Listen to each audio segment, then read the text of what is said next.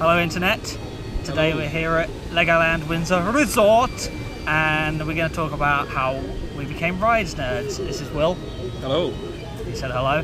And he's going to tell you as well how he became a rides nerd. So let's just get to it. How did you become a rides nerd, Will? Or when did it start? Well, it sort of started, it's funny enough that we're at Legoland because my friends visited in year 1 of school. I don't know what age we were, young. And they visited this park and they were in school bringing in the map, showing it off, telling all the crazy stories about Legoland. And I was like, I don't see the point. But then I don't see the point in Legoland. Yeah, but then sort of over time, I just kept asking them questions and questions and questions. And I got really into it. I was like, I was every lunchtime and break time, I'd go up to them and be like, so what is this? Like, come on, tell me a little bit more. And then by the end, I feel like I learned so much about it that I could like picture it in my head. Yeah. And then I was like, I really want to go there now. So then that happened, and then like, another year later, they went to Chessington, and the same thing happened. But this time they knew I was into theme parks, so to shut me up, they brought me like a map of Chessington in. There you go, shut up. Yeah, but it didn't shut me up. I just kept going up to them like, oh, so what's this like? Tell me everything about this ride. Tell me like everything. And I was obsessed, and I wanted to visit so badly.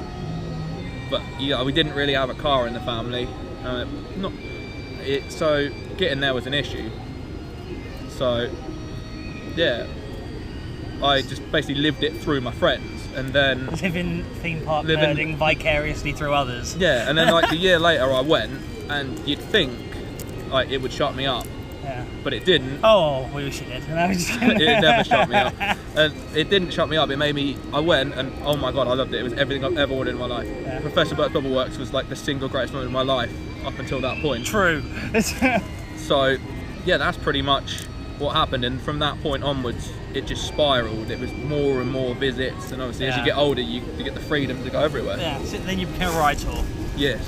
So what about you, man? So for me, it started whenever. Well, I mean, I've been going all my life to parks across the world and things like that, and it started at Thorpe Park. Like, we're going to go for the actual rides nerd part here. Just got hit in the face. We're going to start with the actual rides nerdum here. That started with Thorpe Park building the world's first 10-looping roller coaster, Colossus, which opened in 2002. Glad you know that because I don't. So they were obviously building that in 2001, and they had this model outside X No Way Out's queue line, this model of Colossus, which ended up at Chessington and then getting destroyed. And they had these holes cut in the construction wall. You could see it, and it was like, oh look at us building us new ride. But they didn't build it in order, you know, like you do your Connect roller coaster. You build that in order, but they don't build rides in order, and that fascinated me. So I was like, oh, that's a bit interesting. So I went on the old interwebs, back on the old dial-up modem days, you know, and there was pictures on some websites about it being built. So you know, I just followed that, and then that was like, oh. Then I learned who built it, and I learned how who planned it, and I saw concept art and planning applications, and it sort of just spiraled from there. I mean, I'd always liked rides over the years. Wicked Witch's Horn, I miss you. So yeah, and it sort of just spiraled to the point that I became incredibly nerdy. Like incredibly nerdy at one point. I mean, I met you at Saw's Media Day, when was that? 2009. See, he's good with dates, I'm rubbish. So 2009, Saw was arguably about my pinnacle of nerdism. And it sort of stemmed down over the years from there. So I don't care as much anymore. I still enjoy it, but yeah, so that's how mine started. I mean, over the years, I've certainly got many. We've got many places, really. I'd say you're more nerdy than me now. Yeah. Yeah. Hello, Hill Train. So yeah, I mean, what's your favourite aspect of being a rides nerd? Don't say the rides. I was about to say the rides. You can go with the rides. If I can't go with the rides, I'd go with like travelling all over the world, getting to experience parks all around the world. Yeah. Very interesting to me. Yeah. Yeah, that's fair. Yours? I mean, mine was always the engineering. I like the engineering behind rides. As you know, you might be more nerdy than me, but I know more about the rides engineering than you. You know, I'm very mechanically minded, so it's sort of fascinating. I'm not talking about it fascinating me because gravity, like, but as in saying like stealth launching, thus stealth fan, and things of that nature. That's what interests me more than the ride. Oh, not more than the ride. I do like the ride usually. I mean, there's plenty of rides I don't. For example, Helix. I'm not a fan. You? Best coaster in the world. Apparently it's the best coaster in the world. I mean, I'd rather go on a Wacky Worm, but it's just, yeah. So yeah, that's sort of, I mean, we've certainly seen it change over the years, wouldn't you say? Like the industry over the years we've known each other. Like, yeah, definitely. Where would you say it is now? Would you say it's in a good place, or like it's not, like discounting all this COVID stuff? Yeah. Like, would you say it's in a good place? It's in a lull? I'd say, it might be controversial, but I'd say creativity is not what it used to be anymore. I'd agree with that. There's very little creativity in the industry. I mean, especially in this country, I'd say with the IPs. Somebody please answer me this in the comments, or you can answer me this now. How is David Williams an IP? I can't. Or Darren Brown for that matter. Like, it used to, I get IP in Peppa Pig. I get IP in Gruffalo to an extent, even though you ruin Bubbleworks. What I don't get is IP in a person. Yeah. Like, it just doesn't make sense to me. I don't know about you. I mean, I'm trying to think of IPs that I do like. You got anything you... I mean, Gruffalo, for what it is, isn't bad. I just don't like the IP itself, but as an attraction, it's right. CBeebies Land, there's a good IP, I think. Like that serves its IP perfectly. And I guess when you think about it, we're at Legoland, and Lego is an IP.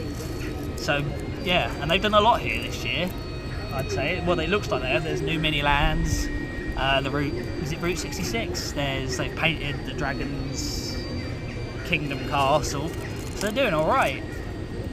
But yeah, I mean that's mostly it, really, isn't it? Like, that's for how it started. I mean, would you say you're more of a rides nerd now than you ever have been? No, I had that peak, you know. I'm sure you had it when you were on the internet every night looking things up. Not porn. And I'm not into any of reading them forums anymore. Yeah. That doesn't interest me anymore. I'd rather just go out and experience on my own. That's fair. I mean, I got sick of enthusiasts, and I'll be honest, and this might lose me subscribers, it might gain me, I don't know, but if you go on all these forums, like you said, and you just read these people who'll go, oh, well, I wouldn't have built the Swarm like that, I would have done this, that and the other, right? Which is fair enough, having an idea, but they're not running a park, they're not running a business, they're not running a manufacturer. I could say I want a ride to do 50,000 loops, 16 corkscrews and scratch my bum for me. It's not gonna mean that that's a good idea for getting people to the park. There's so many enthusiasts out there that think the park should cater to them, and that's not true. Enthusiasts are like this much of the market, if that. Parks are to cater to the masses. They want to draw people in and make lots of money. You sitting there being a keyboard warrior at home isn't gonna generate the millions of pounds they need for their operational budget each year, let alone for a new investment. And people seem to forget that, and it really winds me up. Yes, I can be critical. I ask him, I can be one critical person, but I look at it in real terms. Like, I'm not a fan of the Swarm in the slightest, as I'll tell you. But it drew a decent amount of people in, from what I understand, didn't it? It did all right. You know, people I know like it, so that's what's more important. More people like it than don't, so that's arguably a victory. So that's where I really started losing interest, and then obviously we said about the lack of creativity. There's nothing really that's pumped my gonads to the point that's made me want to go and ride, really.